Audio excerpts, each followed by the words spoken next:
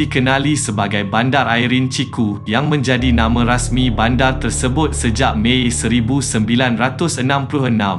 Sebuah kawasan yang membawa sejarah yang kaya dan unik. Ia juga menjadi tempat perjuangan, pergerakan sosial dan pengalaman yang mendalam. Tetapi mengapa kawasan tersebut tidak ada dalam peta Jepun? Mari kita mengenali dengan lebih mendalam ke dalam kisah yang menjadikan kawasan ini begitu istimewa.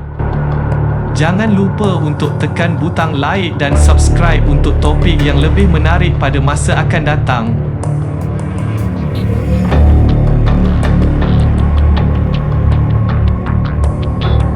Sebelum tahun 1912, kawasan di selatan Osaka ini ingin dibangunkan sebagai Shinsekai atau New World. Pada masa itu, Osaka ingin bersaing dengan bandar lain di Jepun seperti Tokyo. Jadinya, banyak bangunan pencakar langit dibina lalu menyebabkan banyak peluang pekerjaan ditawarkan. Justeru dengan itu, ramai orang dari kelas bawahan semasa pemerintahan Meiji datang mencari kerja di sini. Kebanyakan pekerja daripada latar belakang seorang petani, buruh dan sebagainya. Akan tetapi selepas projek Mega Shinsekai tamat, ramai pekerja tidak pulang ke tempat asal, sebaliknya terus menetap untuk cari kerja lain di situ. Lama-kelamaan, Kamagasaki ini menjadi kawasan setinggan kerana terlalu ramai gelandangan yang tinggal di kawasan itu. Bayangkan, setiap jarak 2 km, terdapat kira-kira 30,000 orang gelandangan yang kebanyakannya adalah warga emas dan orang kurang upaya. Hal ini menjadikan Kamagasaki terkenal dengan imej tak berapa baik iaitu sebagai kawasan setinggan paling besar di Jepun. Menjadikannya lebih buruk, banyak kes jenayah di kawasan ini dan ianya dikatakan dijaga oleh sekumpulan Yakuza. Jadinya, tidak hairanlah jikalau orang Jepun lokal tidak mahu pergi ke kawasan ini di atas faktor keselamatan. 旅館にここやめておった方がええ絶対あかんねん夜はここはもう明るいうちに撤収せんと無理夜遅かったらもう何が歩いとるか分からへんだもん俺はもうちょっと薄暗なってきたらもう帰るもんそれから部屋から出へん俺はSalah satu kes rusuhan yang terbesar adalah pada tahun 1961, iaitu antara 2,000 penghuni Kamagasaki dengan 6,000 orang anggota polis. Ianya bermula dengan satu kemalangan yang menyebabkan seorang warga Kamagasaki meninggal dunia, tetapi polis di situ tidak menghubungi ambulans.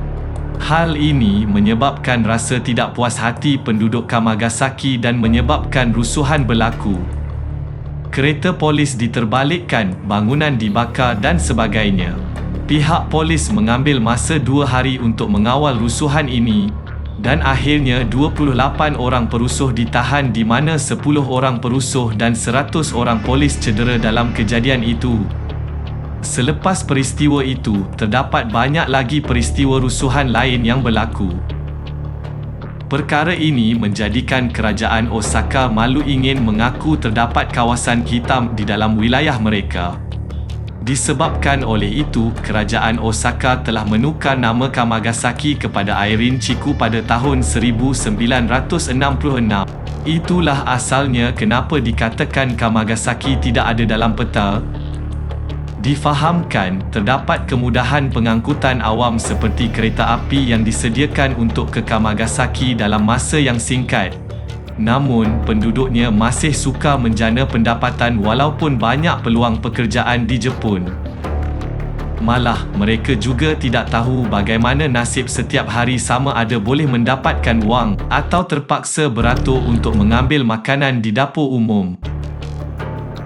Keadaan bandar begitu daif sehingga banyak orang di kawasan itu kehilangan tempat tinggal dan bermalam di jalanan.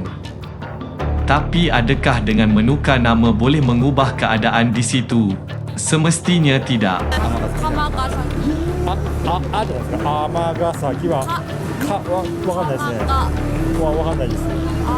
釜ヶ崎は名前だけなら聞いたことあるんですけど詳しくは知らないです。はい。釜ヶ崎は何かわかります？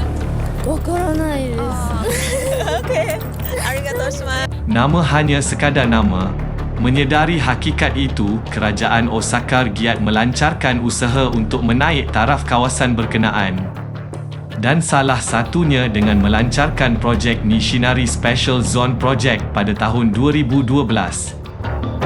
Projek ini fokus kepada pembangunan airin Chiku dengan bantuan kawasan-kawasan di sekelilingnya untuk menjadikan kawasan airin Chiku lebih mesra penghuni. Adakah projek ini akan berjaya mengubah imej Kamagasaki menjadi lebih baik? Kita tunggu dan lihat. Jangan lupa untuk tekan butang like dan subscribe untuk topik yang lebih menarik pada masa akan datang. Terima kasih atas sokongan anda.